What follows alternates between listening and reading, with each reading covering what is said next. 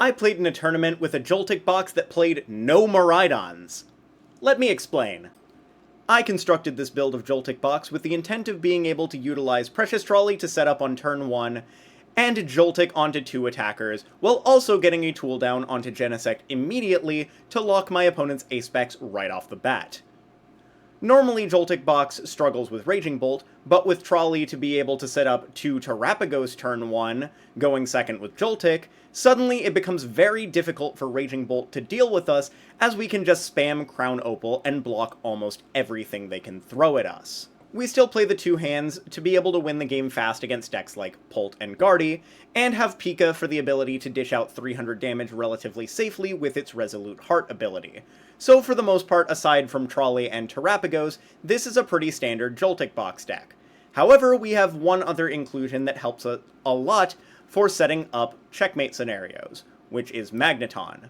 With its Overvolt Discharge ability, it can attach up to 3 basic energy from discard to our lightning Pokemon in any way we want, in exchange for knocking itself out and giving up a prize, allowing us to set up Pikachu or hands out of nowhere, or go behind on prizes intentionally to be able to utilize Counter Catcher.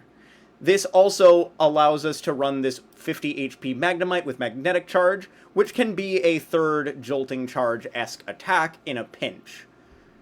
Now that we've seen what the list is supposed to do, let's see how the tournament itself went.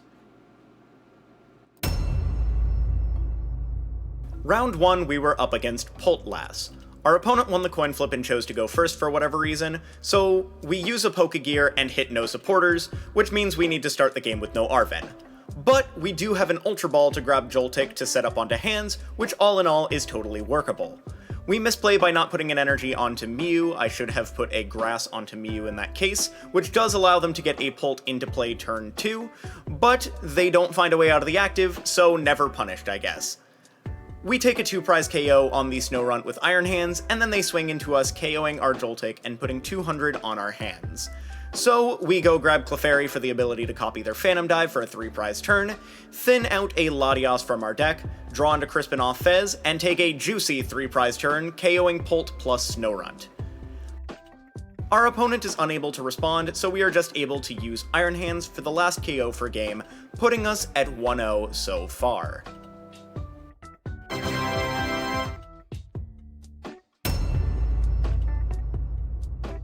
Round 2, we were up against Raging Bolt, and we did win the coin flip this time.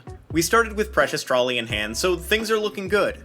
We set Terapagos in our active spot because we want to avoid benching potential liabilities that can be gusted up and KO'd.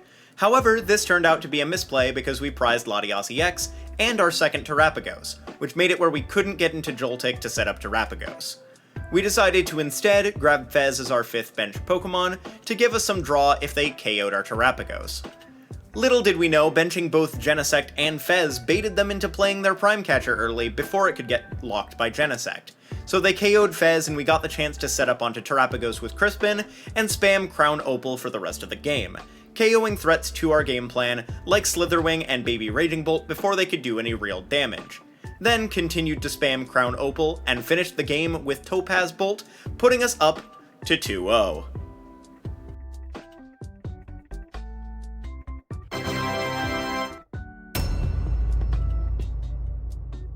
Round 3, we were up against a Gardevoir player, built to always Evo TM turn 1. And we lost the coin flip and were forced to go first. We do start Joltik and hands on our opening hand, but because we're going first, we just attach pass and watch as our opponent Evo TMs up 2 Kirlias. We do have a gear, so we hope to hit Arven and get our Genesect online, but we whiff. So we just boss up a Kirlia and Jolting Charge onto hands and Pika. Our opponent Monkey Dories our Joltik, so since they're out of Monkey Dory to use, we promote Pika and take a hit before Crispining onto Pika, using Artisan to establish our Magnemite, and taking out their first Gardevoir with Topaz Bolt.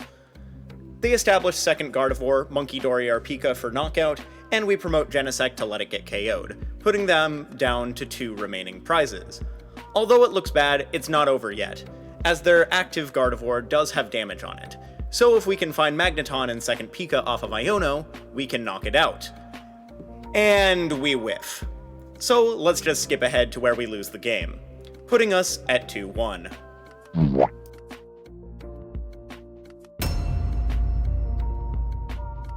Round 4, we hit Poltnor, and once again we lost the coin flip.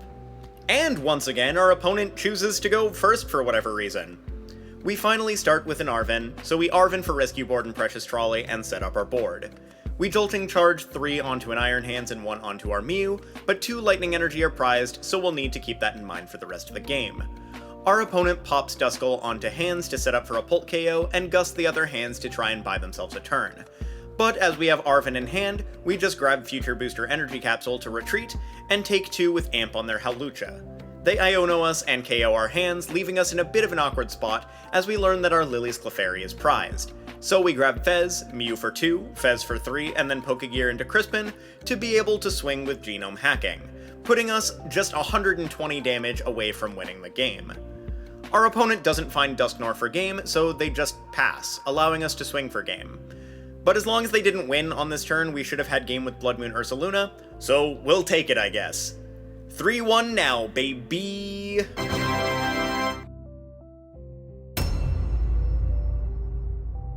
Round 5, we're up against Great Tuskmail. And honestly, it's just funny at this point how many times we've lost the coin flip and then been graciously allowed to go second. We start Joltik and Precious Trolley, so despite having no Arven, we have a really good start. We go to use Precious Trolley, and PTCGL does PTCGL things, and doesn't allow us to grab the Iron Hands. So we leave a bench space open just in case, and set up onto Mew and second Joltik to have some attackers that can deal with Great Tusk well. They get a Tusk set up, but don't find an Ancient Supporter to use, so they mill 1 off their first attack, and we respond by Crispinning onto Mew and KOing their Great Tusk with Giant Tusk. They need to use Dunsparce to find a friend, allowing us to take another KO with Iron Leaves. They then need to pass the next turn, and we need to pass on the following turn. Then finally our opponent gets off a full effect Land Crush for 4 before we Prism Edge for another KO. We then pull up and KO another Great Tusk with Mew. Our opponent gusts up Genesect to stall, but we are able to attach Retreat and boss up another Great Tusk to KO it, before they get off 2 more Land Crushes for 4 before I take my final prize with Mew for game, putting us at 4-1.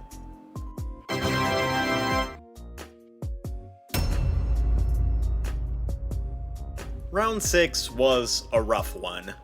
We lose the coin flip once again, and once again are allowed to go second. But this time it doesn't matter because our hand is completely dead. We promote a Magnemite and pass to try to put them on odd prizes. They take a KO on Magnemite and we top deck Ultra Ball, so we get the chance to get a Joltik down and Jolting charge to our Pikachu and Mew.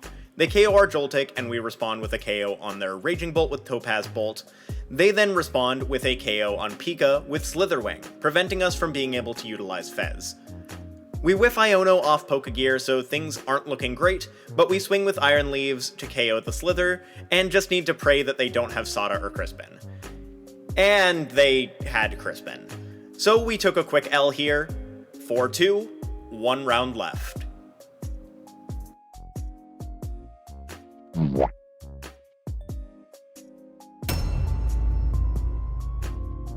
Round 7, we hit the final boss of our run, Eevee Box.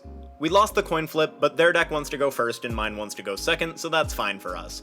Our opening hand starts with no Arven, but starts with 2 Crispin, so we Crispin 1 energy to Pikachu, and 1 to Iron Hands, and avoid benching anything else to avoid having both attackers Angelighted back into the deck. Our opponent swings into Pika with Flareon to set up their benched Eevee, so we respond by Crispinning onto Pika to Topaz Bolt their Flareon for KO. Our opponent Ionos us into a not great hand, and then is able to establish a Sylveon and KO our Pikachu with Magical Charm. Luckily, an Arven top deck puts us back in the game, allowing us to grab Precious Trolley and Bravery Charm and get our board set up with Joltik, second Pika, Magnemite, and a Genesect that I don't know why I grabbed. They already played Crystal! Regardless, we are able to finally get a Jolting charge off on turn 3 of the game, setting up both Pika and hands. They then Magical Charm our Joltik, not realizing that it only makes my defending Pokemon deal 100 less damage, not all of my Pokemon, so we Pokegear for Arven, Arven for Earthen Vessel, grab our last Metal, and KO Sylveon with yet another Topaz Bolt. Our opponent manages to establish a Leafeon EX and counter Catcher KO our hands. Then we are able to finish the game with Bloodmoon Ursaluna by boss KOing their Mew EX, ending our run at 5-2.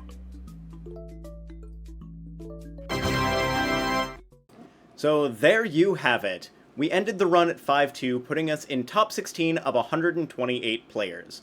Honestly, I'm surprised that we did as well as we did, considering how bad a lot of our opening hands were. I've been playing this deck a bit IRL, and it really only whiffs Arven turn 1 going second like 1 in every 5 games. So the run we had was a tad abnormal. Regardless, we played some awkward hands well, and ended with a really good record. I believe this concept has a ton of potential, so give it a shot if you're at all interested. I hope you all enjoyed this video. This one took a while to make as I had to comb through 4 hours of footage and summarize each match, and then edit the video to line up with the script, so it definitely took a while. But I'm proud of the result. If you all enjoyed, please leave a like, subscribe, and comment below your thoughts on both the video and the deck. I'd love to hear any input you may have.